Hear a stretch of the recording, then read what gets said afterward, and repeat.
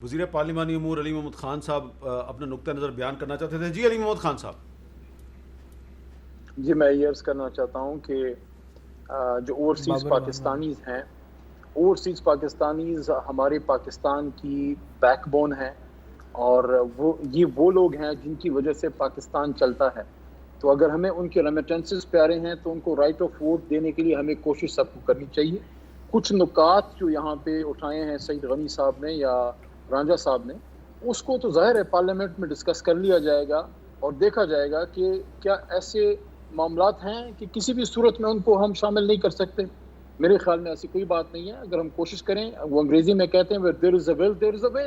اگر ہم دل سے چاہتے ہیں کہ ہمارا اوورسیز پاکستانی اپنا اس میں رول پلے کرے، ہزار طریقے ہیں ان کو انٹر کرنے کے. نمبر 1. نمبر 2، ایک بات سے میں اتفاق نہیں کرتا سعید غنی بھائی کے. انہوں نے کہا کہ ان کی نیت ٹھیک نہیں ہے، ان کا ارادہ ٹھیک نہیں ہے.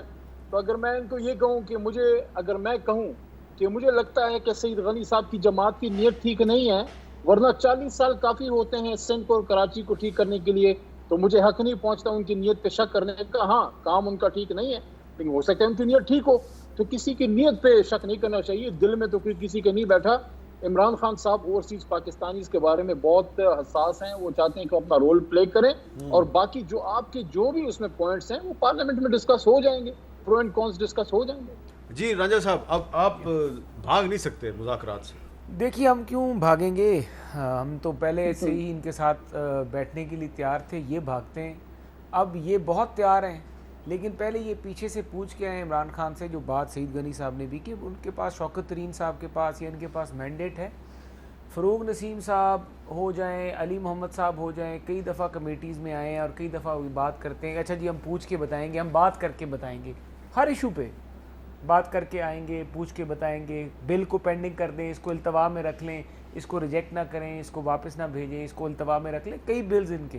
اور بابر اعوان صاحب، دلچسپ بات یہ ہے کہ بابر اعوان صاحب تو بل پہ سائن بھی نہیں کر سکتے.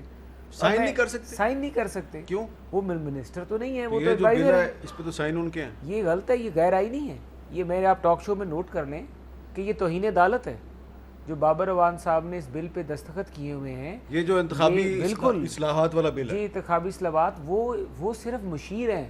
وہ وزیر اعظم کو مشورہ دے سکتے ہیں یا پارلیمنٹ میں کھڑے ہو کے بول سکتے ہیں، لیکن وہ وزیر والا کام نہیں کر سکتے. لیکن رانجھا صاحب آپ یہ مت بھولیں کہ بابر اعوان صاحب خود ایک بہت سینئر لائر ہے سپریم کورٹ. ہاں، ظہیر الدین بابر صاحب کے دستخط ہیں. جی انہیں کہیں کہ وہ حفیظ شیخ صاحب والا جو فیصلہ ہے رانا ارادت حسین ورسز حکومت پاکستان، جس میں میں ہی وکیل تھا، اس میں انہوں نے لکھ دیا ہے. مرتضیٰ وہاب والا کیس، یہ سعید غنی صاحب خود اس میں ان کی پارٹی کے تھے، وہ ان کے خلاف سندھ ہائی کورٹ کا فیصلہ ہوا، پھر اسلام آباد ہائی کورٹ کا فیصلہ ہوا، اور پھر یہ زلفی بخاری والے کیس کے بیچ میں بھی انہوں نے یہ بات کلیئرٹی دی تھی کہ یہ وزیر نہیں ہے. تو یہ تو بلوں پہ سائن کرنا رولز آف بزنس کے نیچے تو منسٹر کا کام ہے، جو اس ڈویژن کا انچارج ہے وہ منسٹر ہونا چاہیے. اور منسٹر کون ہوتا ہے؟ جو پارلیمنٹ میں بیٹھا ہوا ہو تو کس کے سائن ہونے چاہیے تھے اس پہ؟ یہاں پہ علی محمد خان کے ہونے چاہیے. جی علی محمد خان صاحب، یہ جو بل ہے اس پہ دستخط آپ کے ہونے چاہیے تھے. اس پہ بابر اعوان صاحب کے دستخط ہیں، تو یہ رانجھا صاحب کہہ رہے ہیں کہ یہ تو توہین عدالت ہے. چلے نامناسب ہے کہ بابر صاحب نہیں ہیں اور میں اس پہ کوئی کامنٹ کروں، لیکن اتنا میں کہوں گا کہ اس پہ لیگل پوزیشن جو ہے وہ فروغ نسیم صاحب آ کے وہ پارلیمنٹری افیئرس کی کمیٹی میں واضح کر چکے ہیں. لیکن چونکہ لیگل ڈیبیٹ ہے، یہ فورم نہیں ہے اس کا، یہ ظاہر ہے عدالتی بحث ہے یا ایک قانونی بحث ہے.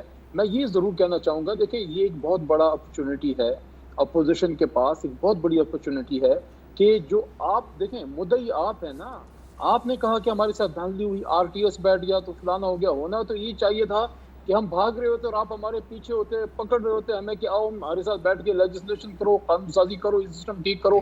ہم آپ کو کہہ رہے ہیں کہ حضور والا آئیں تاکہ 2023 میں پھر آپ نہ روئیں، کیونکہ انشاءاللہ حکومت پھر ہماری آنی ہے، پھر آپ نے رونا ہے. تو رونے دھونے سے بچنے کے لیے بندوبست کر لیں، آئیں یہ سسٹم کو ٹھیک کریں. 2023 کی بات کر رہے ہیں؟ اچھا سعید غنی صاحب، یہ واقعی سعید غنی صاحب 2023 ہی میں الیکشن ہوگا؟ آپ کو قبل از وقت الیکشن نظر آتا ہے کہ نہیں آتا؟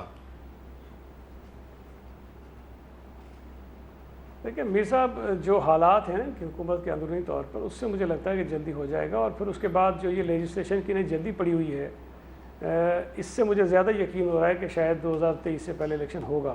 ورنہ جس طرح آپ نے پوچھا کہ ابھی 2 سال کا عرصہ پڑا ہے، آرام سے بیٹھیں، مشاورت کریں، کنسلٹیشن کریں، پارٹیز کو اعتماد میں لیں، الیکشن کمیشن کی بات سنیں، اور اس کے بعد آپ آگے بڑھیں. لیکن آرڈیننس لے کر آ جانا اس موقع پر یعنی کہ جلدی ہے نا.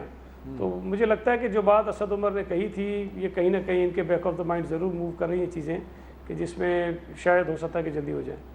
اچھا جی، میں یہاں پہ ایک بریک لیتا ہوں اور بریک کے بعد دوبارہ اس سلسلے کو یہیں سے شروع کرتے ہیں.